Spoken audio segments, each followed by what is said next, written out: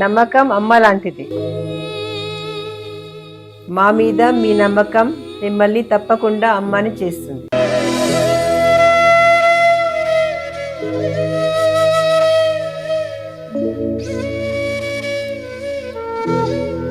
నేడు ఎంతో మంది మా మీద నమ్మకంతో అమ్మాయారు.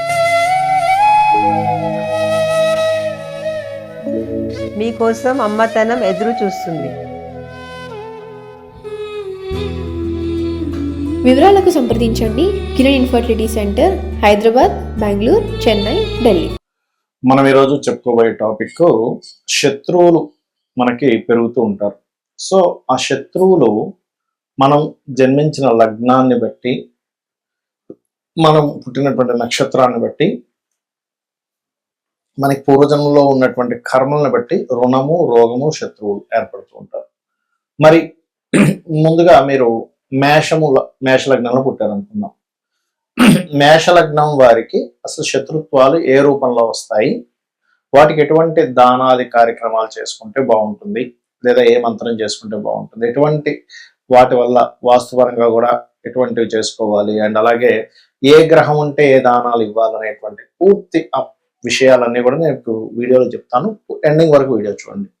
అయితే ఈ యొక్క అంశాలు చెప్తుంది నేనైనప్పటికీ చెప్పిస్తుంది సాక్షాత్ లలిత అమ్మవారిగా భావిస్తూ ఆ లలితాంబిక అమ్మవారి యొక్క అనుగ్రహం పరిపూర్ణంగా కలగాలని మనస్ఫూర్తిగా కోరుకుంటూ, ఫస్ట్ ఆఫ్ ఆల్ ఏంటంటే శత్రువు, రుణము, రోగము, శత్రుస్థానం అనేటువంటిది ఉంటుంది. అది 6వ స్థానము అంటారు జ్యోతిష్ శాస్త్రంలో, 6వ స్థానం. అయితే ఈ 6వ స్థానం మేషలగ్నానికి కన్యా రాశి 6వ స్థానం అవుతుంది. అయితే ప్రతి ఒక్కరికి 6వ స్థానమే పనిచేయాలని రూల్ లేదు. కొన్నిసార్లు 11వ స్థానం పనిచేస్తుంది, కొన్నిసార్లు 2 స్థానాలు పనిచేస్తాయి. అయితే ఇక్కడ ఏంటంటే 6వ అధిపతి బుధుడు అవుతున్నాడు కాబట్టి పూర్వజన్మ కర్మలో ఇరుక్కోవడం వల్లనే మనకు శత్రుత్వాలు ఏర్పడతాయి. అయితే ఒక్కొక్క లగ్నానికి ఒక్కొక్క డిఫరెంట్ కాన్సెప్ట్ ఉంటుంది.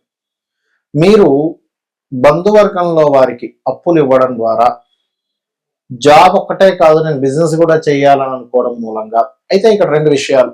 ఏమండి మరి మేషలగ్నం వాళ్ళు ఎవరు కూడా చిట్ ఫండ్స్ వాళ్ళు లేరా, లేనట్లయితే అప్పులు ఇస్తూ జీవితం గడిపే వాళ్ళు లేరా, అప్పులు ఇస్తూ వడ్డీతో కూడా మరి వాళ్ళు కొన్ని కోట్లు సంపాదించిన వాళ్ళు లేరా అంటే ఉన్నారు. అదేంటో చెప్తాను ఇక్కడ నేను. ఫస్ట్ ఆఫ్ ఆల్ మీ బుధుడు బాగున్నాడు, 6th హౌస్ చాలా బాగుంది అనుకోండి, అప్పుడు మీ యొక్క వృత్తి, వ్యాపారం కూడా అప్పుల మూలంగానే మీరు ఎదుగుతారు కూడా. బట్ అదంతా ఓన్లీ 1% ఆఫ్ ఇది. మరి ఒకవైపు జాబ్ కాకుండా వ్యాపారం కూడా చేస్తూ ఉంటారు కొంతమంది. అలా ఎదగని వారు లేరంటే 1% కేసెస్ ఉంటాయి. కానీ మేషలగ్నం వారికి రుణం కానీ, రోగం కానీ, శత్రుత్వం కానీ 99% ఏర్పడేటువంటి కండిషన్ ఏమిటి అంటే బంధువర్గంలో వారికి బిజినెస్ చేసుకుంటా అంటే డబ్బులు ఇవ్వడము, అది కూడా ఎట్లాగా అప్పుగా వడ్డీకి ఇవ్వడం, ఆ వడ్డీకి ఇస్తానన్న వ్యక్తి 2 నెలలు ఇచ్చిన తర్వాత మూడో నెల నుంచి దానివల్ల శత్రుత్వాలు రావడం, గొడవలు రావడం, మీరు చేస్తున్నటువంటి ఏదైతే ఉద్యోగం ఉందో ఉద్యోగం ఒకటే కదా ఇంకోటి అయితే చేయాలి, ఎక్స్ట్రా ఇన్కమ్ కోసం అని పెంపర్లాడుతున్న క్రమంలో శని గనక పాడయ్యాడు అనుకోండి మీ జన్మజాతకంలో, ఇది చూసుకోవాలి ముఖ్యంగా. సాటర్న్ పాడయ్యాడు, అప్పుడు ఏమవుతుంది, ఉద్యోగం కాకుండా వ్యాపారం కూడా చేయడం వల్ల ఇక్కడ ఎలా ఉంటుందంటే మనం ఎవరికో ద్రోహం చేయక్కర్లే. మనం గనక కొంచెం ఎదుగుతే చాలు శత్రుత్వాలు ఏర్పడిపోతుంటాయి. వీడేంటి ఉద్యోగంతో పాటు వ్యాపారం కూడా చేసేస్తాడా అని. అయితే ఇక్కడ ఏంటి, ఉద్యోగంతో పాటు వ్యాపారం మొదలు పెట్టినప్పటి నుంచి నాకు ఇబ్బంది వస్తుంది అన్నప్పుడు నువ్వులు దానంగా ఇవ్వండి. లేదండి నాకు అప్పులు ఇవ్వడం ద్వారానే ఇబ్బంది అవుతుంది అన్నప్పుడు పెసలు దానంగా ఇవ్వండి, వాటి జోలికి వెళ్ళకండి. ఈ 2 రీజన్స్ మిమ్మల్ని రుణము, రోగము, శత్రుత్వాలు హెవీగా వర్క్ చేస్తున్నాం, రోగం వస్తుంది. అప్పులు ఇవ్వడం ద్వారా మనం రోగగ్రస్తులు అవుతాం. ఇంకో దగ్గర ఎక్కడ ₹2 వడ్డీ తీసుకొచ్చి ఇక్కడ ₹3 ఇస్తూ ఉంటారు. ఇటువంటివన్నీ కూడా ఏర్పడుతుంటాయి. అయితే మీకు దీనికి పర్టికులర్గా ఏంటంటే సూర్య నమస్కారాలు, అప్పులు ఎక్కువగా ఉన్నాయి, ఓం అపర్ణాయే నమః. లేదు బిజినెస్ లో కూడా ఇంప్రూవ్మెంట్ అవ్వాలి, ఓం ఇంద్రగోప పరిక్షిప్త స్మరతోనా భజంగికాయ నమః అని చేయండి. అన్ని విధాలా మీకు బాగుంటుంది. అయితే ఇక్కడ ఏంటంటే ఒక్కొక్క లగ్నానికి కొన్నిసార్లు 6th హౌస్ అయితే, కొన్నిసార్లు 11th హౌస్, కొన్నిసార్లు 2 హౌసెస్ అని చెప్పాను. ఇక్కడ 6వ అధిపతి అయితే డైరెక్ట్ గా మనం లగ్నం నుంచి లెక్క పెట్టుకుని 6వ స్థానం ఎవరు దానికి దానం ఇచ్చేస్తాము. 11వ స్థానం అయితే 11వ అధిపతి ఎవరో దానాన్ని ఇస్తాం. అయితే ఇక్కడ మెయిన్ పాయింట్ ఏంటంటే ఇది లగ్నం నుంచే చూసుకోండి. లగ్నము తెలియదు అనుకునేటువంటి వారు రాశి జోలికి వెళ్ళొచ్చు, అందులో ఎటువంటి సందేహం లేదు. అయితే ఇక్కడ ఇప్పుడు ఒక్కొక్క గ్రహం వల్ల కూడా ఒక్కో రకంగా వస్తూ ఉంటుంది. ఇప్పుడు రవి ఉండి పాడయ్యారు అనుకోండి, తండ్రి మూలంగానే రుణము, తండ్రి మూలంగానే అప్పులు. అదే రవి ఉండి బాగున్నాడు, ఎగ్జాల్టెడ్ హౌస్ అయింది అది. అంటే ఉదాహరణకి ఎలా అంటే ఇప్పుడు వృశ్చిక లగ్నం అయింది అనుకోండి, వృశ్చిక లగ్నానికి 6th house లో రవి ఎగ్జాల్టెడ్, పాడవలేదు. అప్పుడేమవుతుంది, ఆయన వల్లనే మీకు బాగుంటుంది కూడా లైఫ్, ఆయన సపోర్ట్ వల్లే బాగుంటుంది. ఇక్కడ ఎంతసేపు రుణము అంటే మనం రుణపడి ఉన్నామా, మనకు రుణపడి ఉన్నారా ఈజ్ మోస్ట్ ఇంపార్టెంట్ థింగ్.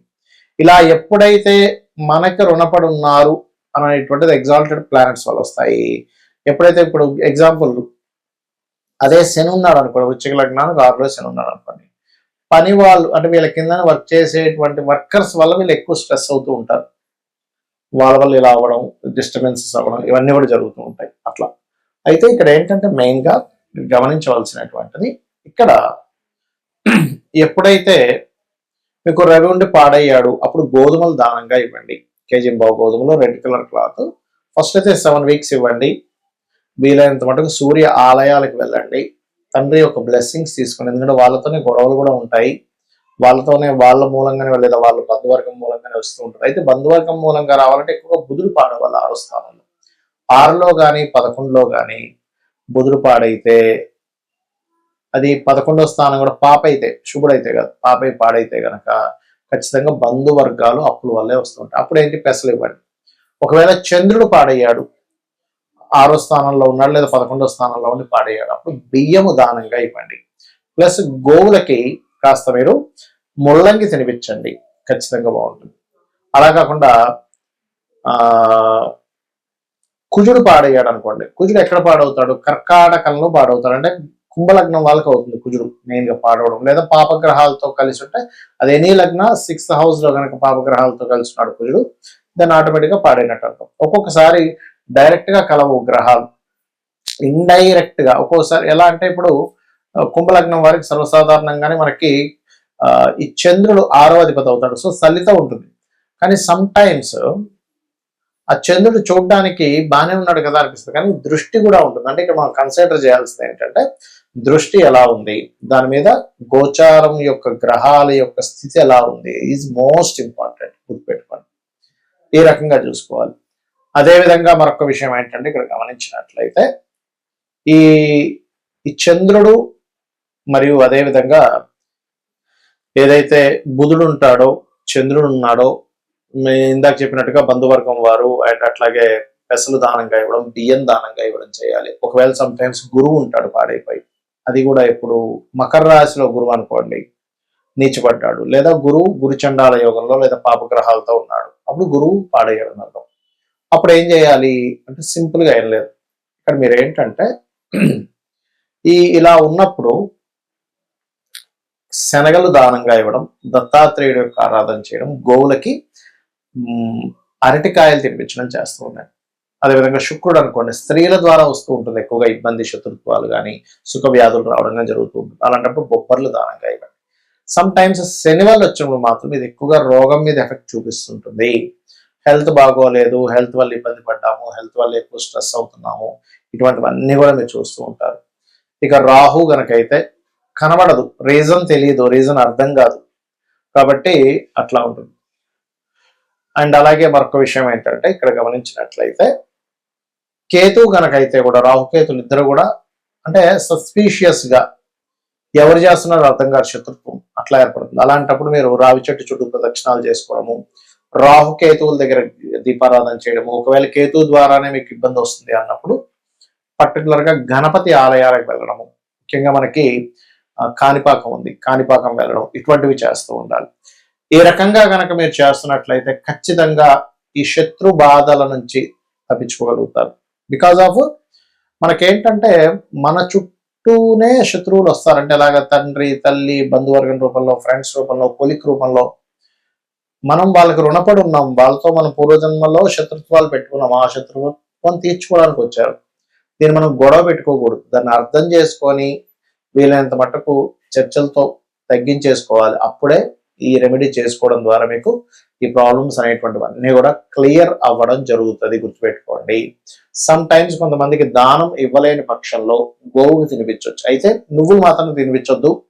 నువ్వుల ప్లేస్ లో బెల్లము తినిపించవచ్చు. కొన్నిసార్లు తల్లిదండ్రులు ఇవ్వచ్చు ఈ దానాలు పిల్లల విషయంలో, అంటే పిల్లలకి హెల్త్ ఇష్యూ బాగాలేదు, తల్లిదండ్రులు ఇవ్వచ్చు. పిల్లలకి శత్రుత్వాలు పెరుగుతున్నాయి, తల్లిదండ్రులు ఇవ్వచ్చు. బట్ ఇక్కడ ఏంటంటే దీనికి మంత్రం కూడా ఉంటుంది. ఓం కర్పూర వీటి కామోద సమాకర్ష దిగంతరాయ నమః అని చేసుకోండి. అదేవిధంగా తూర్పు వైపు, ఇంట్లో లైట్ గ్రీన్ కలర్ తూర్పు వైపు వేసి అక్కడ రాముడి యొక్క పట్టాభిషేకం బొమ్మ గనక పెట్టినట్లయితే ఖచ్చితంగా మీకు ఈ శత్రు సంబంధించిన విషయాలని కూడా తగ్గుతాయి. శ్రీమాత్రే నమః.